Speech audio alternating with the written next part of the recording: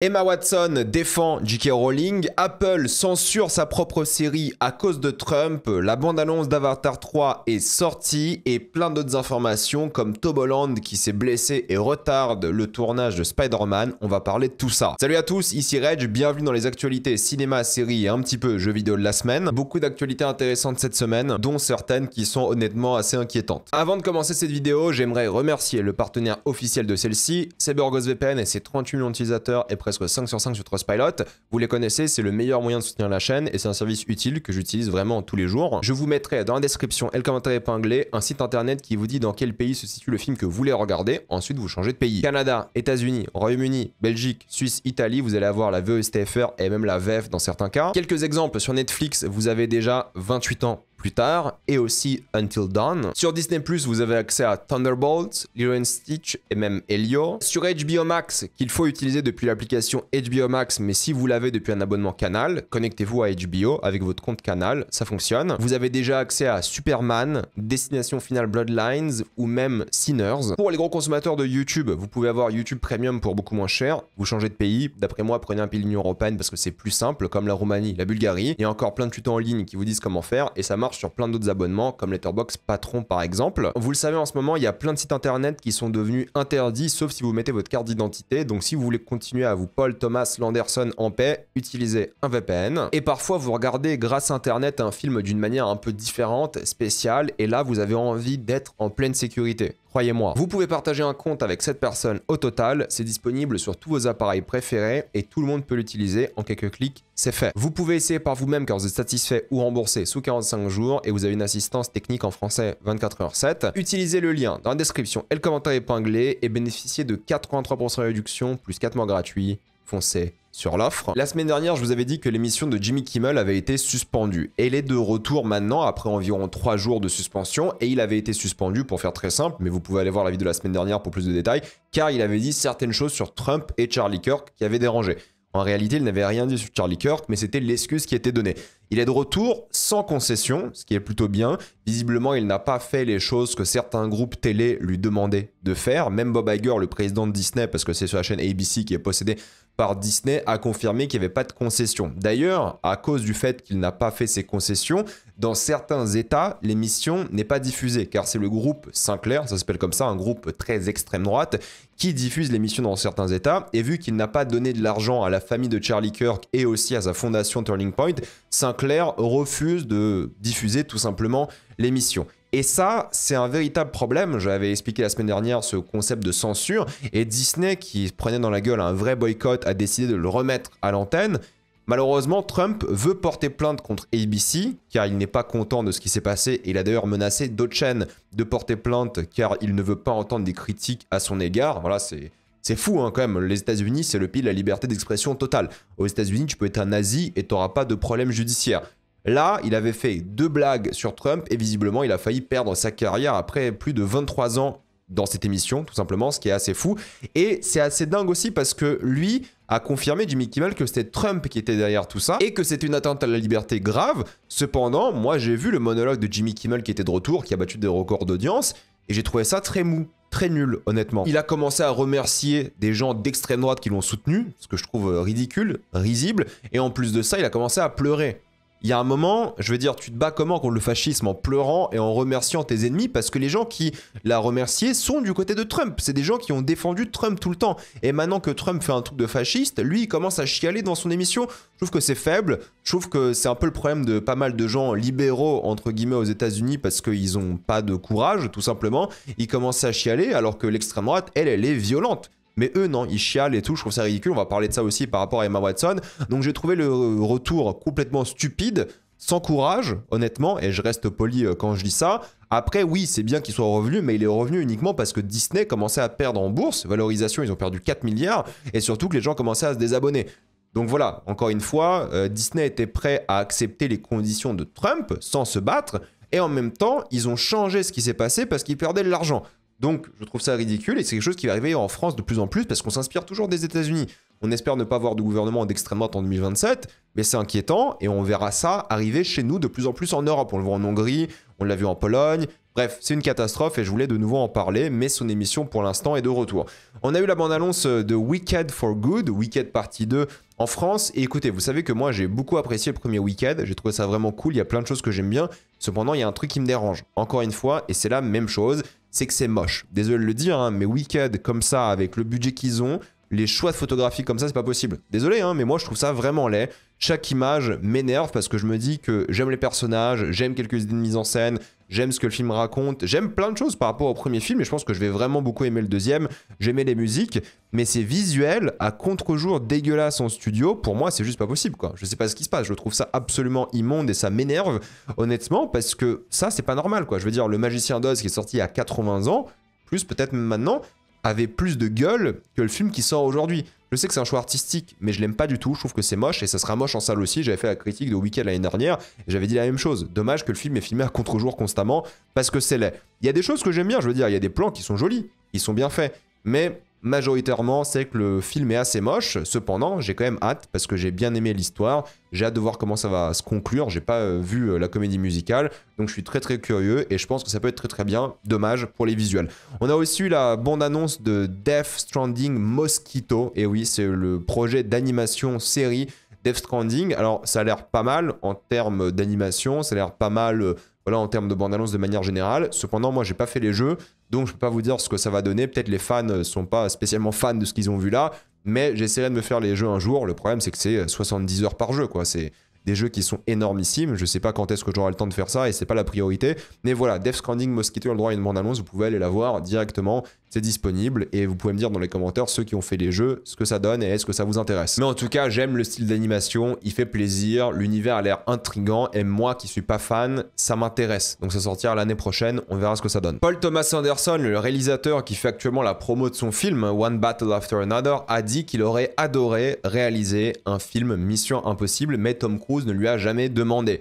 Ce qui est un peu particulier parce qu'on sait que PTA et Tom Cruise ils sont entre guillemets potes ou en tout cas ils se connaissent, ils ont fait un film ensemble, Magnolia. D'ailleurs c'est un film exceptionnel, mais je suis un peu déçu de plusieurs choses. Premièrement, ils auraient dû demander à PTA de faire un film Mission Impossible, je pense qu'il aurait été un choix absolument génial pour, mais je suis aussi déçu du fait que maintenant la franchise est terminée, Tom Cruise n'est plus capable de faire ce genre de cascade. Après ils peuvent refaire un Mission Impossible comme le premier avec moins de cascade et plus en mode espionnage, ça pourrait le faire d'ailleurs pour Paul Thomas Anderson, mais surtout moi ce qui m'embête un petit peu, c'est qu'en fait ils ont gardé Christopher McQuarrie pendant 4 films. Là où à l'époque, il faisait un film à réalisateur. J'avais dit dans ma grosse critique de 5 heures de tous les Missions Impossibles, ce qui était bien dans Mission Impossible, c'était littéralement l'idée d'à chaque fois avoir un auteur qui avait une patte différente et qui racontait cette histoire différemment visuellement.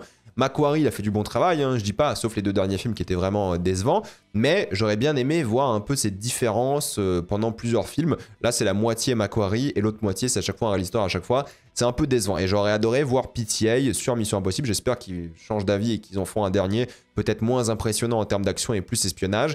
Mais ça aurait été absolument génial, je le pense. Ensuite, il a bel et bien confirmé qu'il a travaillé le scénario de Napoléon de Ridley Scott. J'ai toujours pas vu la version longue d'ailleurs, qui apparemment est bien meilleure.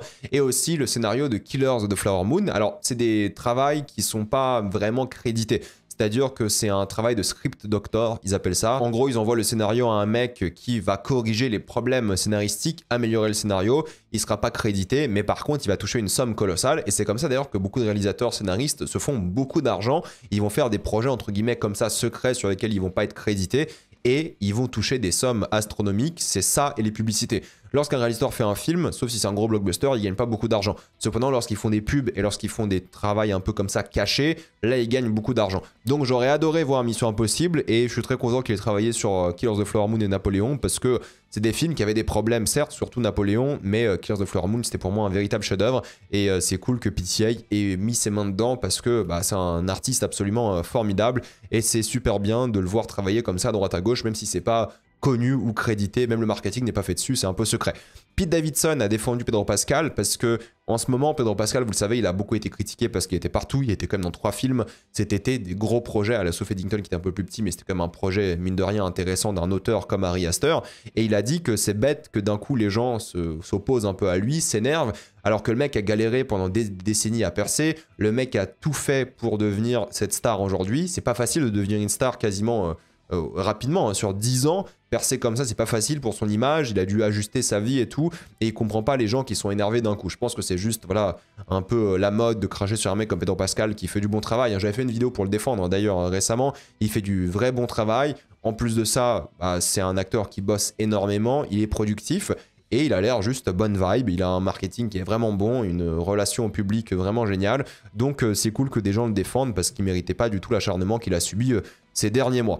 Greenland 2, Migration, c'est affiché avec une bande-annonce. J'avais complètement zappé le premier film que j'avais bien aimé de souvenir. Je l'avais vu en salle. En plus, je sais que c'était plutôt pas mal. C'était étonnamment humain. Par contre, je me rappelle plus du tout l'histoire du film. Là, ils sont donc au Groenland et visiblement, il y a des problèmes.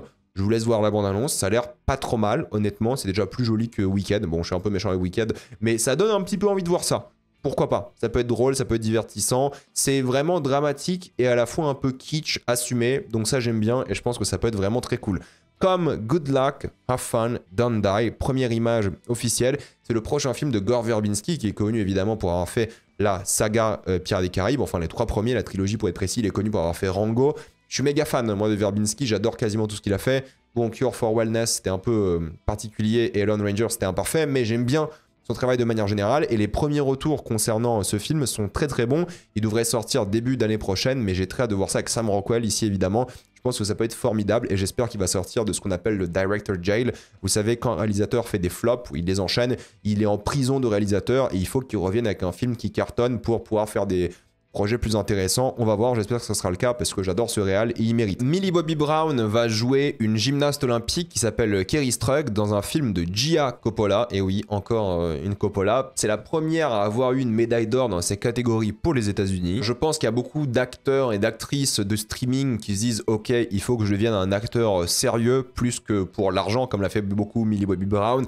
S'intéresser plus au cinéma, aller chercher des performances un peu pour la gloire entre guillemets, mais pour être respecté en tant que bon acteur plutôt que juste un acteur qui fait du marketing. Soyons honnêtes, bon, Gia Coppola, je suis pas spécialement fan de ce qu'il a fait honnêtement, mais pourquoi pas, ça pourrait être intéressant. Et je pense que Millie Bobby Brown est une bonne actrice, c'est juste qu'il lui faut un bon projet, un bon réal ou réalisatrice pour sortir cette performance d'elle, parce que dans Stranger Things par exemple, elle est très bien en réalité. Bref, on verra ce que ça va donner si ça sort, mais pour l'instant, c'est prévu. Sean Penn a décidé de faire une pause dans l'acting, ce qui est assez particulier parce que ça fait 15 ans qu'il n'a pas fait un gros film, Tree of Life, et là, il fait évidemment le Paul Thomas Anderson, One Battle After Another, et là, il refait une pause parce que oui, il a fait des petits projets entre-temps, de 2011, 12 à maintenant, mais il va faire une pause pour réaliser un film avec Tom Hardy, dont le tournage devrait commencer à l'été 2026. Je pense que ça peut être une bonne combinaison, à voir ce que ça va donner. J'aime bien Sean Penn, donc why not?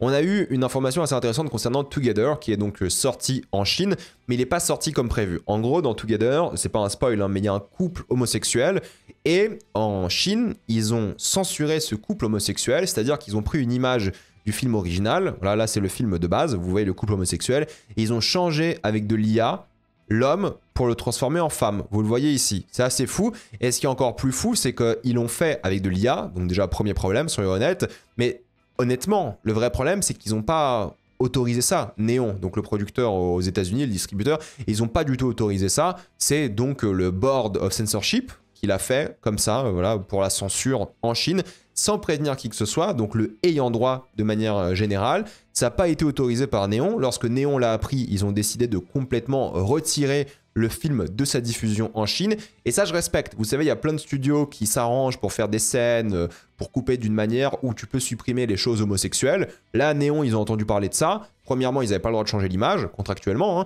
Ensuite, ils se disent, ok, c'est pas possible. Enfin, oui, ça peut marcher avec un couple hétéro dans le film, en réalité. Mais ils ont décidé de retirer de la distribution chinoise. Alors je pense pas que c'est un film qui aurait cartonné en Chine, mais peu importe, c'est une question de principe. Ils se sont dit non, vous n'avez pas le droit de changer notre film, vous n'avez pas le droit de le diffuser comme ça, donc ils ont complètement retiré. Pourtant Néon, ils auraient très bien pu faire une photo avec un autre personnage, parce que je pense que ça se faisait, hein. Tu changeais quelques lignes de dialogue, la photo, tu mettais une femme, et ils pouvaient distribuer ce film partout. Mais Néon ont assumé, ils ont dit non, ce film aura le couple homosexuel, sinon il ne sera pas diffusé, donc ils ont décidé de ne pas le diffuser tout court. C'est pas nouveau hein, pour la Chine l'a déjà fait sur Bohemian Rhapsody, ils ont fait sur Harry Potter, enfin les animaux fantastiques avec le couple Dumbledore et tout, Grindelwald, il y a des phrases qui ont été supprimées par rapport à leur relation homosexuelle.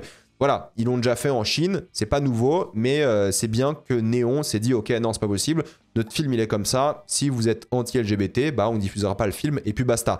Et ça, je trouve que c'est une plutôt bonne chose parce que pas beaucoup de studios, surtout des petits studios entre guillemets comme Néon, qui sont assez récents, bah, ils portent leurs couilles, disons les choses, contrairement à d'autres studios grands comme Disney, où là, ils font tout pour faire plaisir à l'Arabie Saoudite, à l'époque à la Russie, à la Chine. Bon, c'est ridicule, et de toute façon, vous savez, en Chine, il y a énormément de censure hein, par rapport au cinéma de manière générale. Il y a très peu de films américains qui sont diffusés depuis quelques années. C'est pour ça aussi que le box-office des films américains a beaucoup chuté. C'est qu'en Chine, les films ne sont plus vus parce qu'ils sont plus distribués. C'est pour ça. Parce que maintenant, la censure est énormissime. Je veux dire, Spider-Man No Way Home avait été censuré parce qu'il y avait un délire de statut de la liberté que la Chine ne voulait pas montrer. Donc c'est vraiment la censure la plus totale en Chine. Et quand ils sortent des films, parfois ils sont censurés, coupés, même en enlevant le sens même du film. Et nous, évidemment, on va jamais défendre une censure comme ça, encore moins une censure artistique pour une cause aussi banale que le fait d'avoir un couple homosexuel. Enfin, on est à quelle époque quoi? On est en 2025 et encore ces problèmes dans certains pays, je trouve ça absolument ridicule et je ne respecte pas ça. Je vous le dis, mais on en parle dans quelques minutes, vous allez voir. Spaceballs 2 a déjà commencé à faire des blagues, à faire de l'humour. Regardez, Spaceballs 2 a diffusé cette image avec le casting qui est en train de lire le scénario de l'œuvre qui doit sortir en 2027. Spaceballs 2, c'est quoi? C'est la folle aventure de l'espace, je le crois en français. Le premier en tout cas qui est sorti des années 80 ou fin années 70, je sais même plus, mais vous savez, ces films de parodie, de films de science-fiction comme Star Wars, Alien et tout. Et là, ils ont diffusé cette image, et c'est très drôle, pourquoi? Parce que le tournage n'a pas encore commencé, pourtant ils ont déjà fait une blague. Ça, c'est Spaceballs 2, ça, c'est, je crois, le Star Wars 9, Rise of Skywalker, voilà. Ils se sont déjà moqués. Et je trouve ça très très drôle, et je pense que le marketing va être très drôle. Ils vont se moquer constamment de ce genre de choses, et j'ai hâte de voir ça, parce que Spaceballs, c'est très drôle. Claudia Cardinale nous a malheureusement quittés. J'ai appris ça assez tard, honnêtement, parce que j'étais à fond. Je crois qu'elle est décédée quand je faisais ma critique de Une bataille après l'autre. Et elle nous a quittés. Et c'est assez à la fois rigolo et triste, parce que j'ai vu un film de Robert Redford 2 jours avant qu'il nous quitte. Et là, c'est l'inverse. J'ai vu un film avec Claudia Cardinale. Je l'ai revu plutôt 8,5 au cinéma. Pour la première fois au cinéma, c'était vraiment bien, le film de Fellini. Juste après son décès. Donc ça me fait toujours un peu bizarre. Voilà, c'est assez particulier, 2 jours à chaque fois, mais soyons d'accord, hein, c'est une actrice qui a marqué le monde du cinéma, c'est assez dingue, donc 8,5 de Fellini déjà c'est un classique, mais juste pour citer les plus connus, Il était une fois dans l'Ouest, c'est pas rien, mine de rien, Fitzcarraldo, alors là c'est un truc de fou, voilà, c'est l'un des films les plus connus de l'histoire aussi, l'un des plus marquants, Le Guépard, encore une grande œuvre épique de 3 heures, donc c'est une femme qui a vraiment marqué la culture, et j'ai cité vraiment ces 4 projets les plus connus. Elle a un palmarès et une carrière absolument dingue, donc il repose en paix, une pensée évidemment à ses amis, sa famille, elle a vraiment marqué l'histoire du cinéma. Denis Villeneuve a dit qu'il va bientôt commencer à chercher un James Bond, un acteur, après le tournage de Dune 3 qui devrait se finir normalement bientôt, mais début 2026, il va commencer à chercher un jeune acteur britannique, un visage nouveau, fresh face, ils disent, pour être précis. Peut-être ça sera un prequel, ils sont en train d'écrire le scénario évidemment, donc ils vont chercher un jeune acteur, fin de vingtaine, début de trentaine, pour raconter peut-être les origines de James Bond.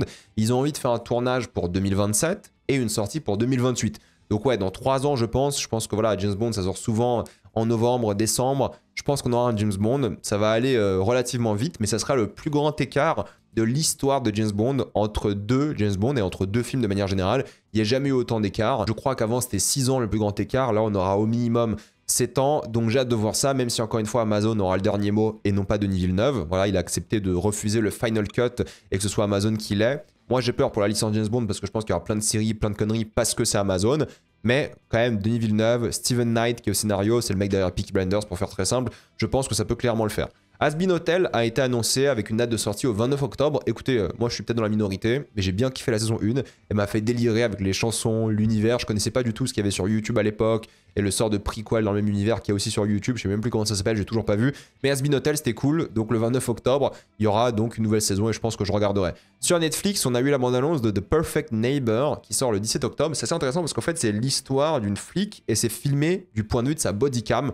Vous savez, aux États-Unis, ils ont des caméras sur eux pour voir ce qui se passe littéralement tous les jours. Et ça a l'air d'être assez intéressant, un peu en mode vibe thriller horrifique. Je pense que je regarderai, c'est 1h30 en plus, donc il y a moyen que ce soit très divertissant. Mark Ronson, qui a déjà fait la musique pour A Star is Born, pour Barbie, sera aussi le compositeur de Narnia. Il est oscarisé d'ailleurs hein, pour Star is Born. Je pense que c'est normal, il a déjà travaillé avec Greta Gerwig, je pense que ça peut le faire. Narnia est en plein tournage, le film doit sortir l'année prochaine en IMAX. Pour parler un peu de HBO, nous avons Weapons qui va probablement avoir un prequel avec et sur la tante Gladys. C'est Zach Rager qui veut le réaliser lui-même. Je sais pas si ça va se faire, ils ont envie. Weapons est un énorme succès, hein. Je crois qu'il a dépassé les 300 millions au box-office pour un budget de 38 millions. C'est un énorme choc au box-office, c'est assez dingue. On savait tous qu'il allait un peu marcher, surtout aux États-Unis, hein, parce que ça parle des États-Unis. Mais là, c'est hyper intéressant. Maintenant, un prequel sur Temps de Gladys. Moi, je vais être honnête, Temps de Gladys, c'est la chose que j'ai le moins aimé dans le film. Donc, je m'en fiche un petit peu. Ça m'intéresse pas des masses. Mais voilà, si ça le fait, je regarderai parce que j'adore Zach Rager. Et s'il a la réal ou au scénario, je regarderai aussi parce que je trouve que c'est un mec qui a quand même beaucoup de talent. Même si je suis pas fan de Weapons, parce que c'était pas trop pour moi, je vois le talent qu'il y a derrière, que ce soit en termes de mise en scène, de scénario. Je vois que c'est un mec qui sait gérer des choses. J'avais beaucoup aimé Barbare. Et Weapons, même si, voilà, encore une fois, je suis pas la cible, je pense parfaite pour ça. Je reconnais qu'il y a des choses et je reconnais qu'il y a des raisons de vraiment adorer le projet. The Bride a le droit à sa bande-annonce, c'est le projet de Maggie Gyllenhaal avec Christian Bale, avec aussi son frère hein, Jake Gyllenhaal, et évidemment l'actrice Jessie Buckley qui a le rôle principal. Je sais pas si on peut considérer encore Jessie Buckley comme sous-cotée, mais en termes de carrière, elle a joué dans des films absolument dingues, que ce soit en termes d'horreur, de psychologique et tout. Elle est formidable, j'adore cette actrice, elle est géniale. J'ai hâte de la voir dans un gros projet parce que c'est mine de rien un gros projet. La bande-annonce a l'air plutôt cool en termes d'ambiance, en termes de réinvention de ce mythe de la Bride of Frankenstein. Donc je suis grave chaud pour voir ça. Ça sortira l'année prochaine. Je pense que ça peut être vraiment bien et j'ai hâte de voir dans quelle direction va aller ce projet parce que juste en termes de casting, bon, j'ai pas vu énormément de choses de Maggie Gyllenhaal si je dis pas de bêtises, mais la bande-annonce m'a intrigué et je pense que ça peut être bien. On a eu la bande-annonce aussi de Ça, Welcome to Derry, qui sort le 27 octobre, ou peut-être le 28 chez nous, vous savez, dans la nuit de dimanche à lundi. C'est la nouvelle série HBO qui sera donc diffusée tous les dimanches dans la nuit. Et oui, je pense que ça peut être pas mal. Maintenant, j'ai encore une fois cette impression que c'est littéralement le film qui a été tiré pour en faire une série. On a le retour évidemment de l'acteur, hein, c'est Bill Skarsgård, hein, si je dis pas de bêtises, qui fait Pennywise. Il sera là dans la série, je pense qu'il n'aura pas beaucoup d'apparitions, beaucoup d'épisodes, mais il sera présent. Ça a l'air ok. Voilà, encore bénéfice du doute parce que ça peut être très bien et tout, mais en général, les séries d'horreur, j'ai du mal. Je pense pas que c'est souvent très bien parce que l'horreur, encore une fois, c'est une question de rythme, c'est une question d'atmosphère, chose que les séries ont du mal à faire par rapport à un film. Alors, je dis pas que c'est impossible, vous savez que j'adore Haunting of Hill House, Bly Manor aussi, enfin tout ce que Flanagan a fait en série télé, j'ai adoré, sauf la dernière, la House of Usher, je crois, qui est un peu moins bien, mais je pense que ça peut le faire, mais pour l'instant, la bande-annonce m'a pas donné extrêmement envie de voir le projet. The Pitt a battu un record pour HBO Max, c'est la plus grosse augmentation post-sortie d'une première saison de série. Vous savez, en général, les séries, elles ont un gain de popularité lorsque la deuxième saison sort, mais là, sans deuxième saison, juste avec les récompenses des Emmy Awards et le buzz évidemment sur internet de The Pitt, eh bien, il y a eu un énorme élan de personnes qui sont allées voir la série et c'est mérité. The Pitt, c'est vraiment bien, ça fait penser à cette série à l'ancienne et c'est vraiment cool, je vous conseille The Pitt, c'est vraiment très divertissant. C'est en plus évidemment lié à des thématiques très sérieuses de ce qui se passe dans le monde de manière générale par rapport au financement des hôpitaux, ce qui se passe aux États-Unis. Non, c'est top, ça vaut le détour. Edge of Tomorrow 2 va probablement commencer son tournage en 2026. Voilà, vous savez que Doug Liman, le réalisateur, il devait faire un projet avec Tom Cruise et Ana de Armas qui a été mis en pause parce que le budget était trop énorme sur genre des gens sur une planète alien, dans les abysses et tout, mais fatalement ça va pas le faire pour l'instant. Là, ils vont faire Edge of Tomorrow 2. Malheureusement, Tom Cruise, il souffre d'un problème, le fait que ce soit Tom Cruise, premièrement, et qu'il n'arrive plus à avoir beaucoup de monde au box-office. C'est-à-dire que Mission Impossible qui fait 600 millions, c'est pas mal, mais vu que ça coûte 400 millions à faire comme film, c'est compliqué. Donc malheureusement, Tom Cruise souffre du fait d'être aussi populaire, de coûter aussi cher, de faire des projets aussi chers. Edge of Tomorrow, c'est une licence qui existe déjà, donc je pense qu'ils vont la faire en priorité. Bon, moi j'aime bien Edge of Tomorrow, je pense que ce serait divertissant. Est-ce que j'ai besoin d'une suite? Non, pas spécialement, mais pourquoi pas, bénéfice du doute, ça peut être intéressant. Leonardo DiCaprio a confirmé que le box-office est important. Il a dit que maintenant, dans un monde où il y a tellement de contenu partout, le box-office est important parce que ça envoie un message à l'industrie et surtout qu'on sait que des gens vont en salle voir des films. Et il a raison parce que la salle de cinéma, qui disparaît de plus en plus aux États-Unis parce que de moins en moins de gens vont au cinéma, et en France aussi, il y a de moins de gens en ce moment, en tout cas cette année, mais même si l'année dernière il y avait un beau score. C'est vrai que la salle de cinéma reste l'expérience ultime pour voir un film. J'imagine pas voir ce film haute parc au cinéma. Littéralement, je retourne le voir à Londres en IMAX 70 mm pour reprendre ma claque, pour vous dire. Vous avez tous vu ma critique, j'imagine. Donc forcément, un film comme ça, oui, ça se voit, ça se revoit même, je vous dirais, et surtout en salle. Ça, à la maison, ça n'a pas le même impact. Tous les films n'ont pas le même impact à la maison, donc allez voir en salle. Et oui, malheureusement, le box-office est important. Et j'espère juste que les gens vont se déplacer en salle pour voir des œuvres comme ça, parce que c'est la manière de voir un film si possible. Quelques actualités jeux vidéo, nous avons donc la bande-annonce de Halloween, le nouveau jeu vidéo. Alors écoutez, c'est, vous savez, ce gameplay asymétrique où tu peux jouer ou l'un des survivants ou Mike Myers. ok, why not, ça m'intéresse pas des masses moi personnellement, il y a un délire où il se transforme en fantôme pour se téléporter. Je sais pas pourquoi l'animation dirait un fantôme, c'est pas ça dans Halloween. Alors oui, il se téléporte entre guillemets, hein, mais juste fait une animation différente de lui qui marche vite ou lui qui devient invisible ou un truc comme ça. Là, l'animation de fantôme, ça fait vraiment Dead by Daylight. Je suis pas spécialement fan, on ressent que c'est l'inspiration d'ailleurs du projet, hein, Dead by Daylight. Ça sort le 8 septembre 2026. Bon, moi j'aime bien Halloween, je suis pas un énorme fan, mais ça me donne pas spécialement envie ce jeu. On a eu la bande-annonce teaser de OD ou Knock de Hideo Kojima évidemment, avec Sophia Ellis, Hunter Schafer, Udo Kier. C'est une sorte de suite spirituelle à Pity, le jeu que Hideo Kojima n'a jamais pu faire. Ça a l'air bien, honnêtement. Alors encore une fois, on n'a pas vu de gameplay ni rien, mais l'ambiance, elle a réussi. Je crois que Jordan Peele devait travailler sur ce projet, mais peut-être il s'est retiré du projet, je sais plus exactement. Mais ça a l'air bien. Mais encore une fois, voilà, c'est un projet de Kojima, il sortira peut-être dans 3, 4, 5 ans, on verra bien, surtout qu'il a annoncé 2 projets, hein. Ça a l'air pas mal, on a un teaser, mais Physint, pour l'instant, on n'a pas du tout d'image. Ça, c'est la suite spirituelle à Metal Gear Solid, évidemment, avec Don Lee, Charlie Fraser, que vous avez vu, évidemment, dans Mad Max Fury Road, c'est elle qui joue la mère de Furiosa, Minami Ambe, bon, plein d'acteurs assez connus. C'est une super affiche, je trouve, qui met clairement l'ambiance, c'est pour PlayStation 6, voilà, on le sait, ça a été annoncé, ça sera pas avant 2030. Voilà, les jeux AAA, maintenant, le temps de développement, c'est 4-5 ans minimum. Mais la rumeur que j'aime bien, c'est que c'est potentiellement Robert Pattinson. Et si c'est lui, je trouve que c'est une dinguerie, parce qu'on dirait lui, en plus Kojima, il a pris des photos avec Pattinson, et il partage souvent des photos avec les gens avec lesquels il va travailler. Et je trouve ça assez intéressant. Mais ça, si c'est lui, j'achète une PS6 juste pour ça, quoi. Donc je suis très content que potentiellement Pattinson fasse des jeux vidéo, je pense que ça peut le faire, et lui en mode espion et tout, ça a l'air absolument génial. Mais la grosse annonce de la semaine concernant les jeux vidéo, c'était la présentation de Wolverine lors du State of Play, qui était grosso modo nul, sauf évidemment Wolverine, avant d'être aigri. Je pense que le jeu sera bien, vraiment je le pense. Mais j'ai du mal avec la présentation qui a été faite, pas avec le jeu, mais avec la présentation. J'ai du mal avec ce focus qui a été fait sur la violence. Je veux dire, ok, c'est un jeu Wolverine, on sait qu'il va être violent, on s'attendait à ça, il y a plein de sang, il y a même un système de sang qui a été créé et tout. Ok, cool, c'est cool de parler de violence. Tu montres le gameplay, moi ça m'a suffi, j'ai vu que ça sera hyper violent, il y aura des démembrements et tout, ok. Mais le focus qu'il y avait lors de la présentation sur la violence, je n'ai pas compris l'intérêt. Je veux dire, la violence, c'est bien, c'est essentiel à Wolverine, mais c'est pas une mécanique de gameplay, c'est juste la présentation, c'est rien de spécial. Donc le focus sur la violence en mode on est des adolescents, on a besoin de sang forcément, pour moi c'était de base accepté que le jeu va être violent. C'est Wolverine, alors je sais que Spider-Man 1 et 2 étaient pas forcément violents, mais quand même Wolverine on s'attendait à ça, donc tu montres la bande-annonce et tu dis bah regardez les gars il sera violent puis basta.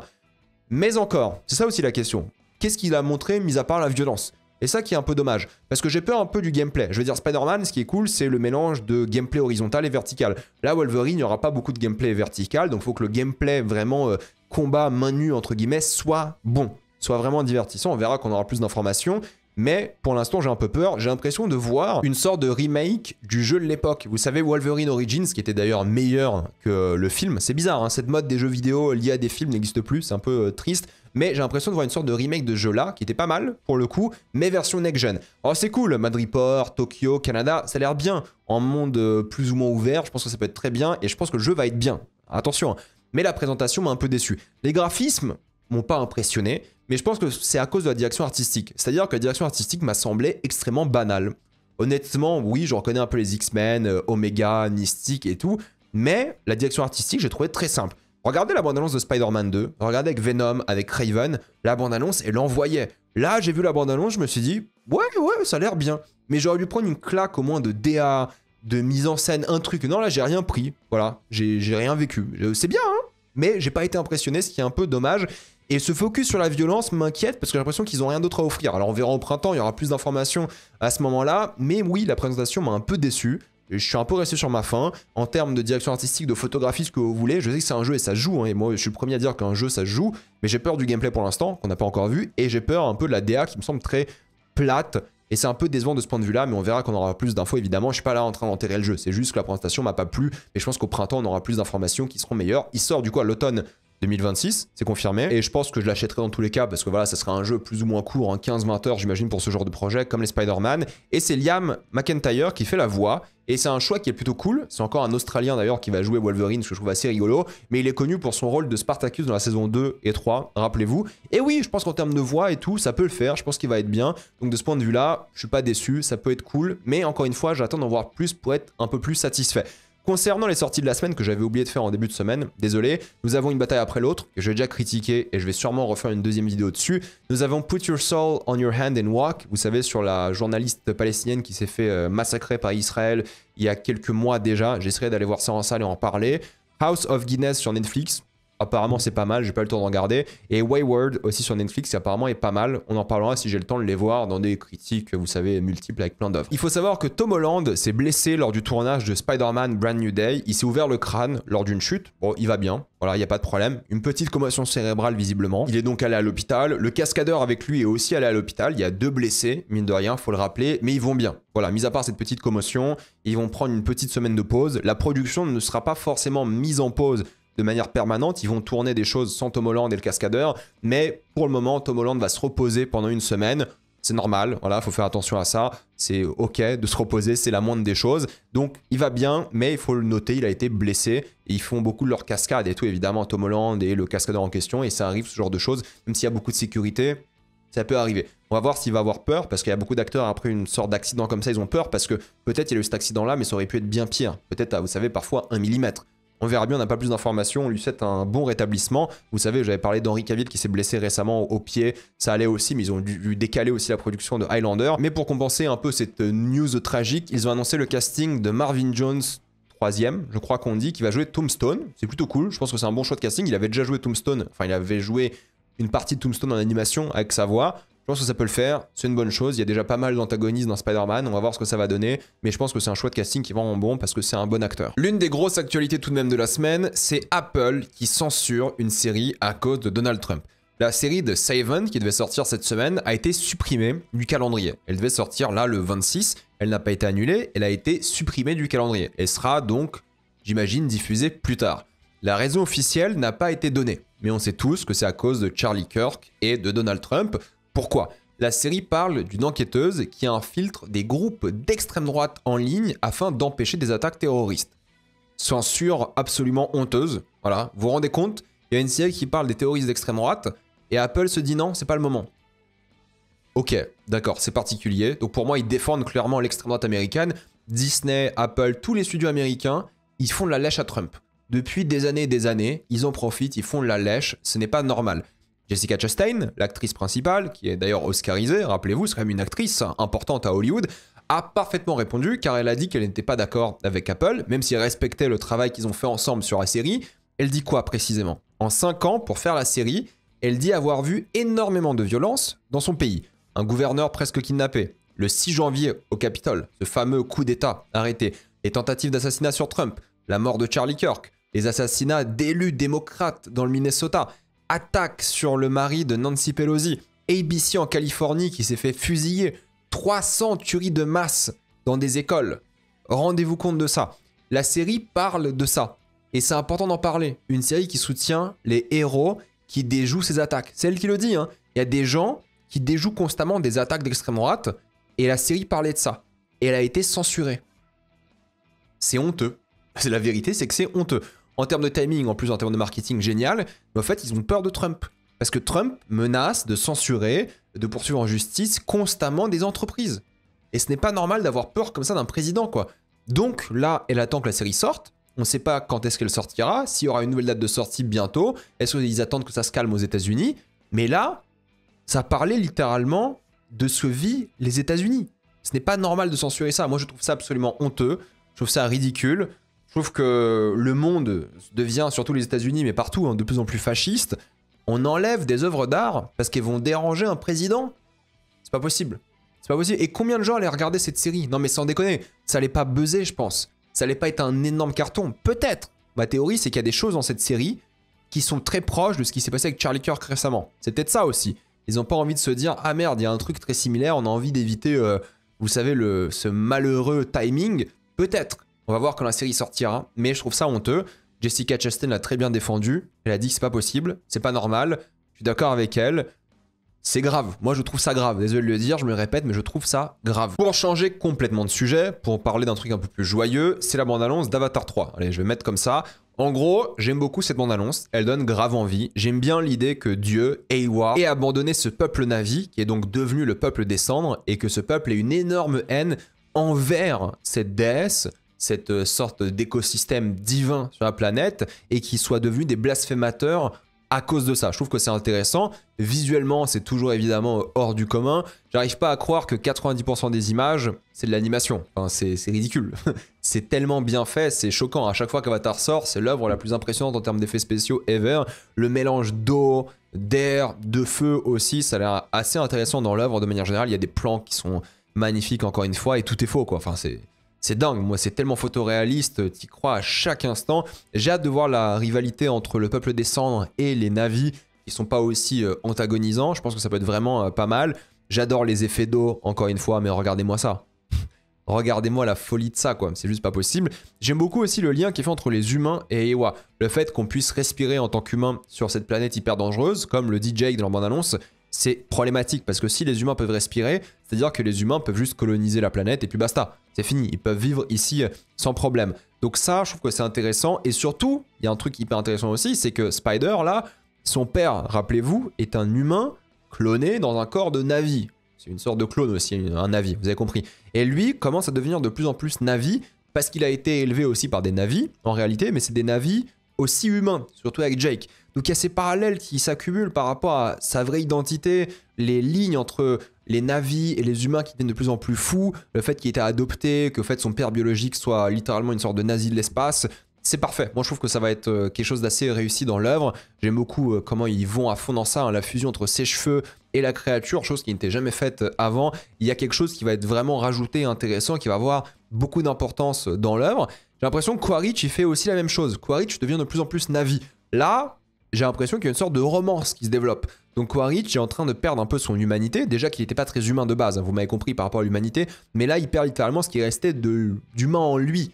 Par rapport à la biologie, disons. Je pense pas qu'il y aura de rédemption de Quaritch. Je pense que ce sera un méchant durant toute la saga. Mais il y a un truc intéressant, il va commencer à douter de qui il est réellement. Et cette quête d'identité, ça a toujours été un peu l'œuvre d'Avatar. Et je pense que ça va être vraiment, vraiment bien. Donc j'ai extrêmement hâte de voir ça. Les Na'vi qui rejoignent les humains avec cette colorimétrie très grise, je trouve ça génial. Parce qu'ils sont gris aussi. Mais du coup, il y a un lien entre le métal des humains et la couleur des Na'vi. Formidable. Il y a plein d'idées comme ça. Toruk Maktou le GOAT qui est de retour évidemment comme d'habitude. Une bande-annonce qui est plus axée sur l'action. Ça a l'air formidable. Je pense que le film ça sera 3 heures d'action. Ça va être dingue. Ça a l'air fou. Vraiment. Absolument fou. Alors il y a un petit plan. Celui-ci où je sens le studio. Là j'ai un peu du mal à voir dans le film parce que peut-être c'est tellement en mouvement et tout qu'on n'aura pas l'impression que c'est du studio. Mais là c'est nickel. C'est full animation de toute façon avec motion capture évidemment. Mais là je ressens un peu le studio. Il y a un truc où la lumière me semble pas très naturelle. Il y a un petit truc. Encore une fois, si c'est 3 heures de film, il y a un plan est un peu discutable. Mais je pense que c'est juste que, voilà, dans la bande-annonce, on n'aura pas exactement le bon angle, le contexte et tout. Peut-être ça sera très bien, en réalité. Mais quand j'ai vu ce plan, je me suis dit, c'est du cherry picking un petit peu, hein, je chipote, mais ça va. C'est quand même très très bien, hein, mais juste, je ressens le studio plus qu'autre chose. Ici, beaucoup d'aura farming, comme d'habitude. Genre, tu tires avec une mitraillette pendant que tu es accroché à Payakan, qui fait une sorte de saut en dehors de l'eau. Génial, j'ai trop hâte. C'est vraiment un mélange de ce qu'on a vu, je pense, dans les 2 premiers films, avec encore plus de choses, en continuant l'histoire. Vous savez que j'adore Avatar, vous savez que je suis à fond dedans de toute façon, donc j'ai très très hâte de voir ce 3e film. On en reparlera évidemment 1-2 vidéos comme d'habitude, parce que je suis méga fan. Désolé, hein, je suis un méga fan, donc j'ai vraiment hâte et cette bande-annonce m'a donné envie. Et pour finir, il faut parler évidemment de Emma Watson qui défend J.K. Rowling. Alors là, j'ai halluciné, et pour moi, ça représente un vrai problème qu'on a dans la société et en politique aujourd'hui. C'est qu'elle n'est pas d'accord avec elle. Celle qui le dit, elle n'est pas d'accord avec ses positions sur les personnes trans de manière générale, mais elle veut se souvenir positivement de l'expérience qu'elle a eue avec elle lors du tournage Harry Potter et toutes les interactions qu'elles ont eues ensemble. Et ça, c'est ok.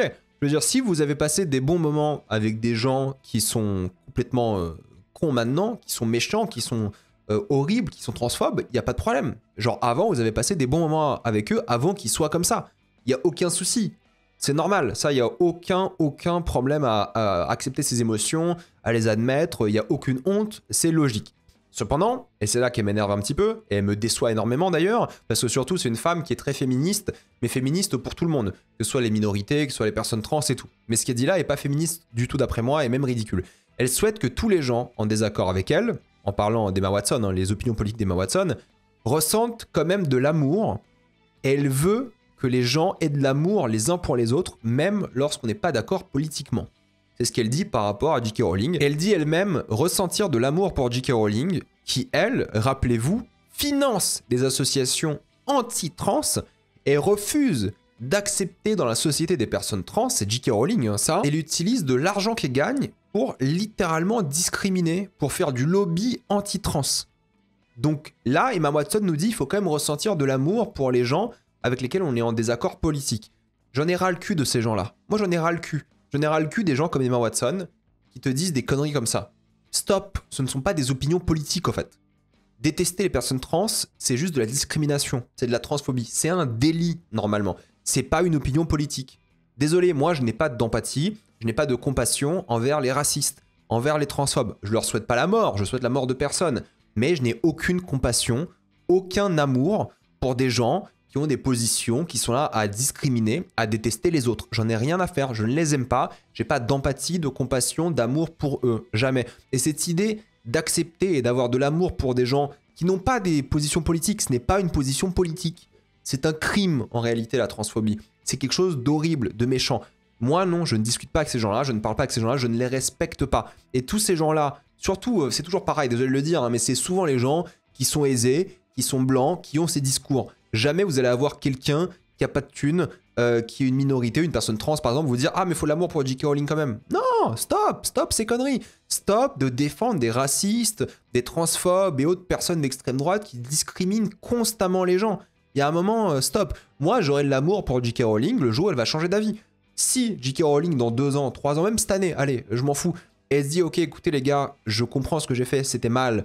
Et elle se dit « Ok, j'arrête de financer ces groupes transphobes et maintenant je mets de l'argent pour aider des trans », là oui, les gens peuvent changer, moi je l'accepte, il n'y a pas de problème, les gens peuvent changer, évoluer.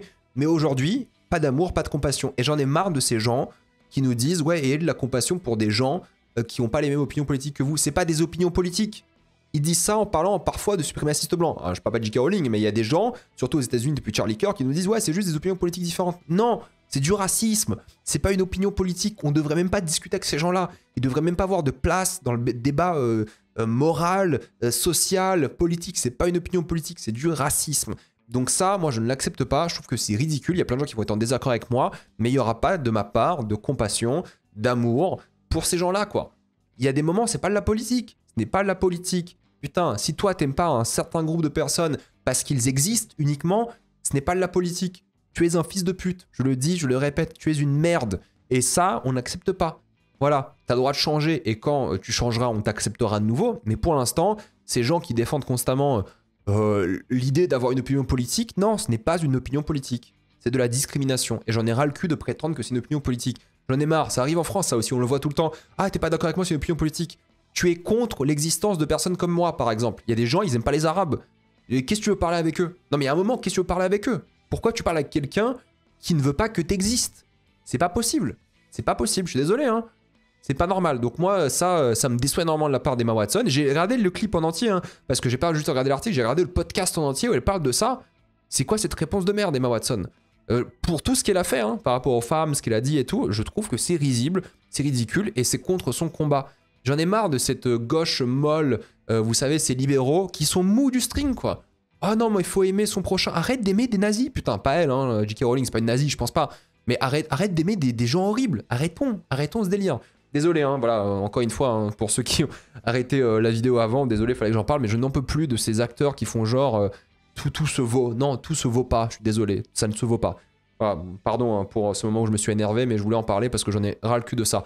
Dites-moi votre avis dans les commentaires par rapport à tout ça. Qu'est-ce que vous en pensez? Êtes-vous d'accord, pas d'accord? J'ai envie d'avoir votre avis. Je lis, même si là, je sais que ça va diviser, je sais que des gens vont se désabonner. Voilà, moi, je n'en peux plus. Voilà, il fallait que je le dise. Je préfère que vous ayez des influenceurs honnêtes par rapport à ça. J'en ai marre que le racisme soit une opinion politique ou que la transphobie soit une opinion politique. Ça, pour moi, ça ne l'est pas et je n'accepterai jamais que ça l'est. Bref, les commentaires, tout ça, dites-moi ce que vous en pensez. Avant de quitter cette vidéo, pensez à utiliser le lien dans la description et le commentaire épinglé afin de débloquer toutes les plateformes de streaming en toute accessibilité, sécurité avec beaucoup plus d'œuvres. Tout ça pour 2,03€ plus 4 mois gratuits. Foncez sur l'offre. Pensez à vous abonner à la chaîne pour voir les prochaines vidéos. Mettez un j'aime, ça aide beaucoup la chaîne. Suivez-moi sur tous mes réseaux, Spotify, TikTok, Instagram, Facebook et Twitch. Et moi je vous dis à la prochaine fois. Salut à tous.